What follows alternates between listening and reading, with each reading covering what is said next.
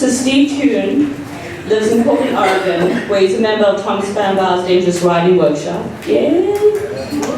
And he's currently at work on his first novel. Steve? Woo!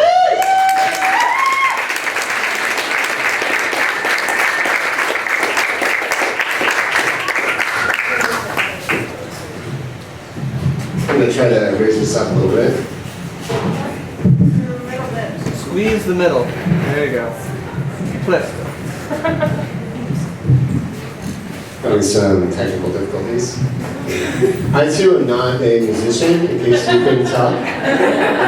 Maybe a little bit lower. A little bit, that's like an actual rose. Thanks, Beth. Thanks a lot. Thanks, Lisa. Thanks, Nami, for letting me read. So this piece is a section from the first draft of my novel, and just to give you a little bit of background, my character is 15 years old, he's in high school, and he's trying to break out of his comfort zone, not always in the smartest ways. There really wasn't anything like the Glass Slipper Inn anywhere else in Palo Alto. The front of this faux revival style cottage meets the whole of the miniature golf course with the corny medieval castle. A-frame roof with an exaggerated slope over the office. Castle spire next to where you park your car to check in. Bolted to the walls along the sidewalk. Large pieces of fiberglass shaped to look like rocks chiseled in some medieval quarry by elven stonemasons wearing felt hats. Rooms advertised at $40 a night. The perfect blend of seediness and medieval fairy tale camp, like Walt Disney and Larry Flint had gone into low-stakes real estate together. 11 o'clock and most of the lights were out in the rooms. 2 balconies of them, wrapped along the inside of the horseshoe.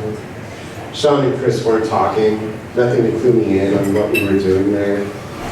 All I had to go on was what Chris had told me earlier, that we were going to pick up our mutual friend James, but that hadn't happened yet. The reason I say James was Chris and my mutual friend, and not just our friend, is because Chris and I never really got along. The whole ride over to the motel, cramped in Sean's car, just him and me and Chris. I didn't know what to say, or if I should really say anything. Sat behind the passenger seat, so I didn't have to make eye contact with anybody. There was a sky bridge on the balcony, just a walkway with a red railing leading from one side of the horseshoe to the other. 15 feet or so over the parking lot. A set of stairs in the middle that led up to the top balcony. I let Sean and Chris go ahead of me, out onto the bridge. They huddled up by the stairs, just out of earshot, talking low, privately. I waited for them to finish, to bump knuckles, for Sean to go up the stairs before I went out. On the bridge, in the open air, I took a deep breath in. I wasn't right next to Chris, but I could see his face clearly, the shine in his black eyes, focused in on everything Sean did, like if he looked away, he might miss some important move. On the balcony above us, Sean in his Hornets jacket with the faux fur-lined hood. I could never get over how big the guy was. A couple years older than Chris and me, but tall, all muscle. He raised his fist and banged on one of the motel doors. "Yo, Dwight," he yelled. He looked down at Chris at the base of the stairs. The left half of his face lit up by the dome light on the upper balcony. "I'm gonna fuck this fool up," he said. First thing I thought when Chris came towards me was he was trying to push me away from the stairs. His fingers dug into my chest, 5 pressure points over the zip-up pocket where my weed was stashed. He leaned into me, pressed me back with his hand. 2 steps and the cold railing dug into my back. I couldn't believe what he was doing.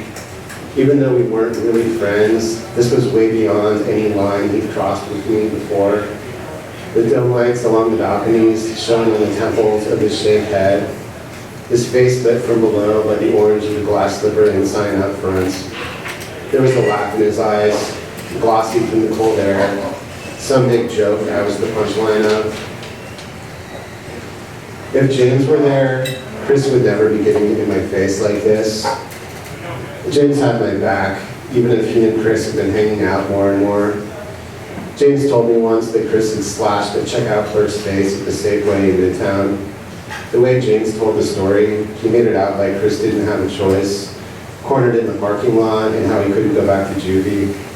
I could believe it. Chris was unpredictable. One minute he'd be okay, then he'd throw a rock at a parked car. He did that once in front of James and me, no apparent reason. We weren't even drinking. Just picked a huge rock up off the curb, shattered the rear window of a nearby Pontiac. Chris leaned into me on the sky bridge. With an extra shove, he could have sent me over the railing. I wrapped my hand around his wrist, no give, pulled down, and his fingers went deeper into my chest. 5 points of pressure, thumb in my rib. Chris, I said.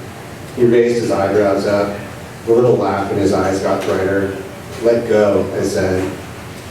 I could guess at what he was thinking. Stupid rich kid didn't know what side of the fence he belonged on. The way wealth and class looks down its nose. Since I lived in North Palo Alto, I must be floating through life on fairy dust. Above us, Sean's fist rattled the building. He wasn't trying to wake Dwight up anymore. He was hitting the door hard enough to break it down. The way everything he put his back into gave something up with its resistance. I tightened my grip on Chris's wrist, raised my arm up for leverage. His fingers finally relaxed, and he took his hand away. 5-point blossom of ache on my chest. For a second, the whole thing seemed unreal. The way he humiliated me like that. I wanted to go after him, but I knew his brother would step in. There was no way I was going to start shit with Sean. He probably would have pushed me over the railing for real. Below the ache in my chest, my lungs were 2 pieces of fiberglass, my asthma. I took in a slow, wheezy breath, slowly wheezed it out. Chris, that motherfucker. I didn't know exactly why he got in my face, but my guess was it was James. He didn't want me hanging around with them anymore. Chris laughed hard, leaned forward like he was hawking it up, staggered backwards to the stairs. Sorry, dog. Sorry, he said. I'm just playing. I wish James had never told me that story about Chris and the checkout clerk. I could never tell when Chris was playing around how far he would take it. The way he could be cool one minute and the next he was throwing rocks at cars, slashing people's faces. But what could I do? He leaned back on the railing by the stairs and gave me a grin. I nodded back, a quick nod that said, just forget it, and turned towards the parking lot. Breathed in, deep, and tried to cough and wheeze out of my lungs. Thank you.